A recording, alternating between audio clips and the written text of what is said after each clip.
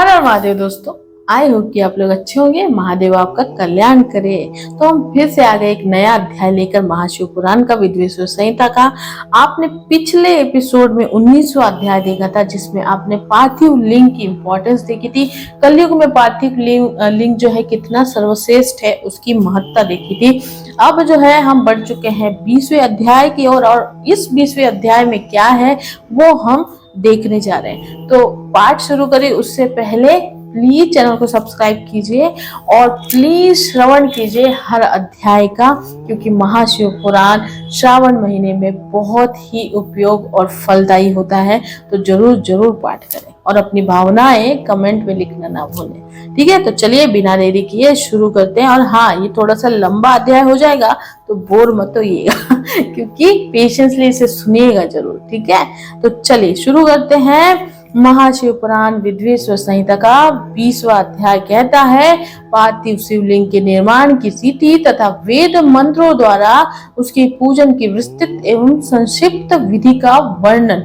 तो इस 20वें अध्याय में अब पार्थिव जो शिवलिंग है उसका इंपॉर्टेंस तो हमने देख लिया। अब उसकी हम निर्माण कैसे करेंगे, उसकी हम पूजा पाठ कैसे करेंगे, वो भी मंत्रों द्वारा, वो हमें इस अध्याय में देखने को मिलेगा। तो चलिए, सूत जी बोलते हैं, है महर्षियों, अब मैं वैदिक कर्म के प्रति श्रद्धा भक्ति रखने वाले लोगों के लिए वेदोक्त मार्ग से ही पार्थिव पूजा की पद्धति का वर्णन करता हूँ। ये पूजा भोग और मोक्ष दोनों को देने वाली है।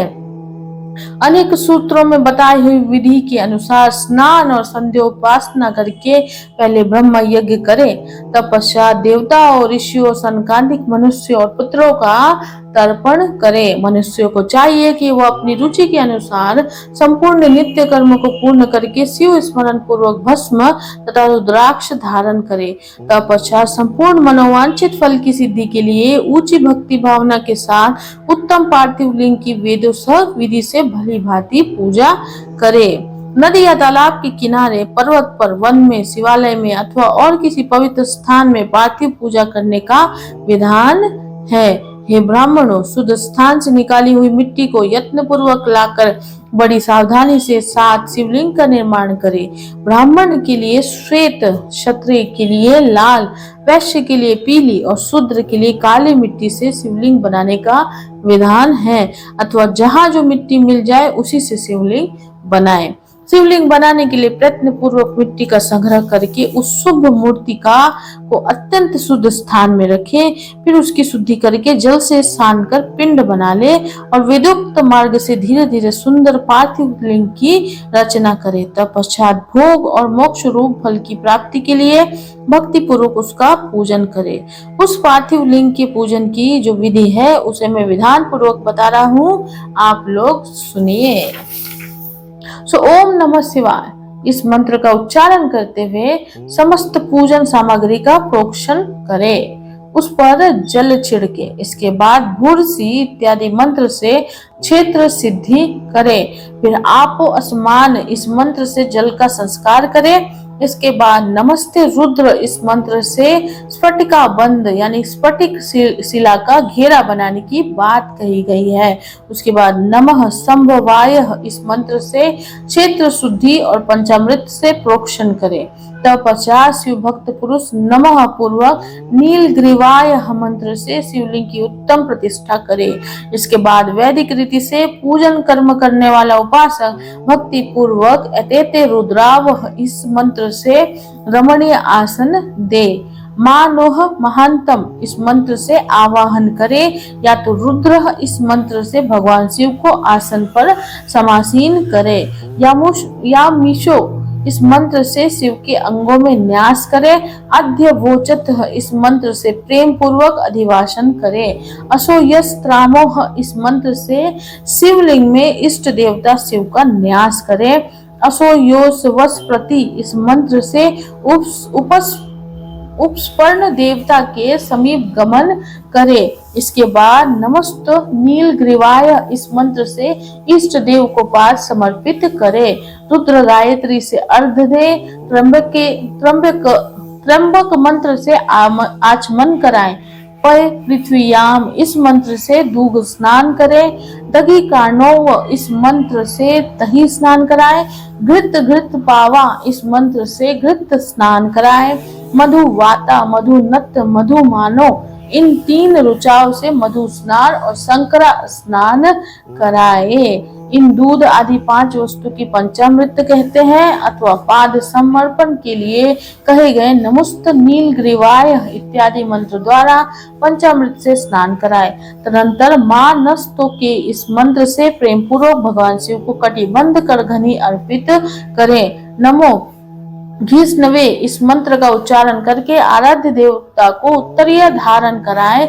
याते हिति इत्यादि 4 ऋचाओं को पढ़कर वेदज्ञ भक्त प्रेम से विधि पूर्वक भगवान शिव के लिए वस्त्र एवं यज्ञोपवीत समर्पित करे। इसके बाद नमः सौभय इत्यादि मंत्रों को पढ़कर शुद्ध बुद्धि वाला भक्त पुरुष भगवान को प्रेम पूर्वक गंध यानी कि सुगंधित चंदन एवं रोली चढ़ाए। नमस्त शब्यो इस मंत्र से अक्षत अर्पित करें। नमः पायार्य इस मंत्र से फूल चढ़ाए। नमः पर्णाय इस मंत्र से बेलपत्र समर्पित करें। नमः कर्पदिने चह इत्यादि मंत्र से विधि पूर्वक धूप दे। नमः आशवे इस ऋचा से शास्त्रोक्त विधि के अनुसार दीप नैवेद्य करे। तत्पश्चात हाथ धोकर नमो ज्येष्ठाय इस मंत्र से उत्तम नैवेद्य अर्पित करे। फिर पूर्वोक्त त्र्यंबक मंत्र से आचमन कराए। ऐसा कहा गया है कि ईमा रुद्राय इस ऋचा से फल समर्पण करे। फिर नमो वज्राय इस मंत्र से भगवान शिव को अपना सब कुछ समर्पित कर दे। तदंतर मानोह महंतम तथा मानस्तोके इन पूर्वोक्त 2 मंत्रों द्वारा केवल अक्षतों से 11 रुद्रों का पूजन करें। इस हिरण्य गर्भ इत्यादि मंत्र से जो 3 ऋचाएं के रूप में पठित है दक्षिणा चढ़ाए। देवस्वत्व इस मंत्र से विद्वान पुरुष आराध्य देव का अभिषेक करे।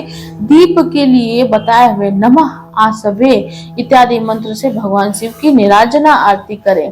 तत्पश्चात ईमा रुद्राय इत्यादि 3 ऋचाओं से भक्ति पूर्वक रुद्र देव को पुष्पांजलि अर्पित करें। मानो महंतम इस मंत्र से विज्ञ उपासक पूजनीय देवता की परिक्रमा करे। फिर उत्तम बुद्धि वाला उपासक मां नस्तों के इस मंत्र से भगवान को साष्टांग प्रणाम करे। ऐश ते इस मंत्र से शिव मुद्रा का प्रदर्शन करे। यतो यत इस मंत्र से अभय नामक मुद्रा का, त्र्यंबक मंत्र से ज्ञान नामक मुद्रा का तथा नमः सेना इत्यादि मंत्र से महामुद्रा का प्रदर्शन करे। नमो गोभ्य इस ऋचा द्वारा धेनु मुद्रा दिखाए। इस तरह 5 मुद्राओं का प्रदर्शन करके शिव संबंधी मंत्रों का जप करे अथवा वेदज्ञ पुरुष शत्रुद्रीय मंत्र की आवृत्ति करे।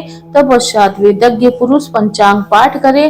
तदनंतर देवागातु इत्यादि मंत्र से भगवान शंकर का विसर्जन करे। इस प्रकार शिव पूजा की वैदिक विधि का विस्तार से प्रतिपादन किया गया है। हे महर्षियों, अब संक्षेप में पार्थिव पूजन की वैदिक विधि को सुने। सुगोजातम इस ऋचा से पार्थिव लिंग बनाने के लिए मिट्टी ले आए। वाम देवाय मंत्र पढ़कर उसमें जल डाले। जब मिट्टी सनकर तैयार हो जाए तब अघोर मंत्र से लिंग निर्माण करे। फिर तत्पुरुषाय इस मंत्र से उसमें भगवान शिव का विधिवत आवाहन करे। तदंतर ईशान मंत्र से भगवान शिव को वेदी पर स्थापित करे। इनके सिवाय अन्य सब विधानों को भी शुद्ध बुद्धि वाला उपासक संक्षेप में ही संपन्न करे। इसके बाद विद्वान पुरुष पंचाक्षर मंत्र से अथवा गुरु के द्वारा दिए हुए अन्य किसी शिव संबंधी मंत्र से 16 उपचारों द्वारा विधिवत पूजन करे अथवा भवनाशाय महादेवाय धीमहि उग्राय उग्रनाशाय सर्वाय शशि मौली ने इस मंत्र द्वारा विद्वान उपासक भगवान शंकर की पूजा करे। वो ब्रह्म छोड़कर उत्तम भक्ति से शिव की आराधना करे, क्योंकि भगवान शिव भक्ति से ही मनोवांछित फल देते हैं। ये ब्राह्मणों, ये जो वैदिक विधि से पूजन का क्रम बताया गया है, इसका पूर्ण रूप से आदर करता हुआ मैं पूजा की एक दूसरी विधि भी बता रहा हूँ, जो उत्तम होने के साथ ही सर्वसाधारण के लिए उपयोगी है।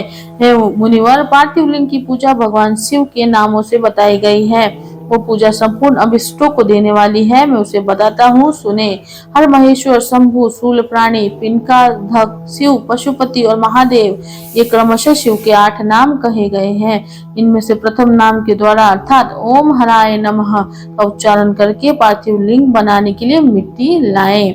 दूसरे नाम अर्थात ओम महेश्वराय नमः का उच्चारण करके लिंग निर्माण करें। फिर ओम संभवे नमः बोलकर उस पार्थिव लिंग की प्रतिष्ठा करें। तत्पश्चात ओम शूलपानाय नमः कहकर उस पार्थिव लिंग में भगवान शिव का आवाहन करें। ओम पिनाकधुषे नमः कहकर उस शिवलिंग को नहलाए।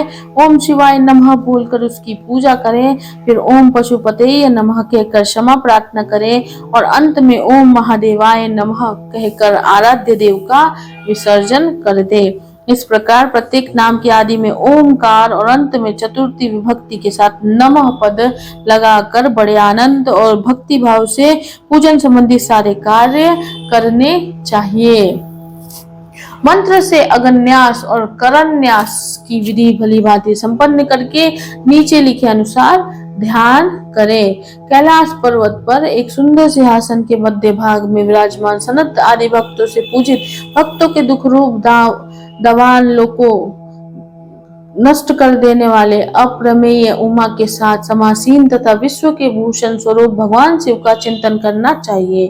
भगवान महेश्वर का प्रतिदिन इस प्रकार ध्यान करें। उनकी अंग कांति चांदी के पर्वत की भांति गौर है। वे अपने मस्तक पर मनोहर चंद्रमा का मुकुट धारण करते हैं। रत्नों के आभूषण धारण करने से उनका श्री अंग और श्री उदासित हो उठा है। उनके 4 हाथों में क्रमशः परशु, मृग, मुद्रा व अभय मुद्रा सुशोभित है। वे सदा प्रसन्न रहते हैं। कमल के आसन पर बैठे हुए वे देवता लोग चारों ओर खड़े होकर उनकी स्तुति कर रहे हैं। उन्होंने वस्त्र के रूप में व्याघ्र चर्म धारण कर रखा है। वे विश्व के आदि है, बीज कारण रूप है, सबका समस्त भय हर लेने वाले हैं। उनके 5 मुख है और प्रत्येक मुख मंडल में 3-3 नेत्र है। इस प्रकार ध्यान करके तथा उत्तम पार्थिव लिंग का पूजन करके गुरु के दिए हुए पंचाक्षर मंत्र का विधि पूर्वक जप करें।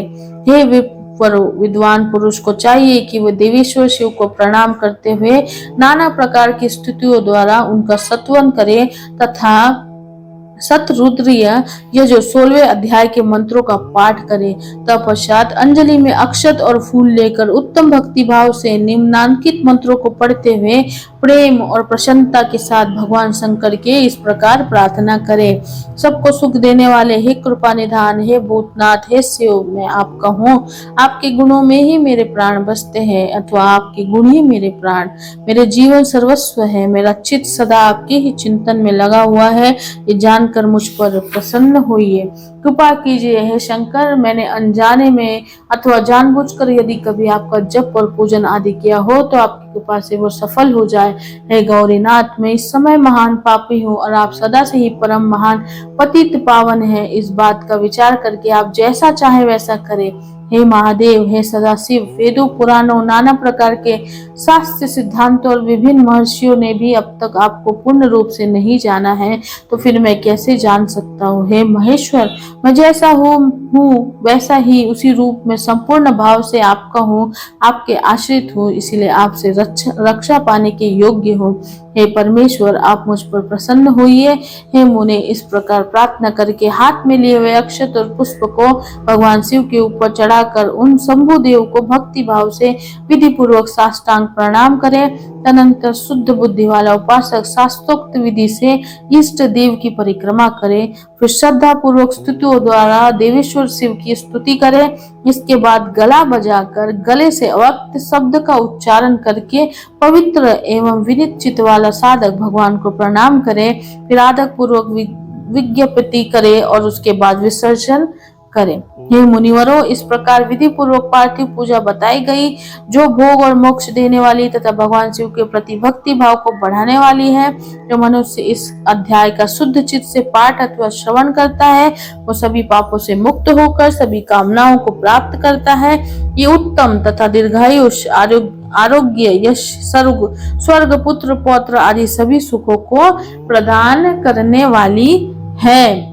इस प्रकार शिव महापुराण के अंतर्गत प्रथम विद्वेश्वर संहिता के साध्य साधन खंड में पार्थिव शिवलिंग के पूजन की विधि का वर्णन नामक 20वां अध्याय पूर्ण हुआ।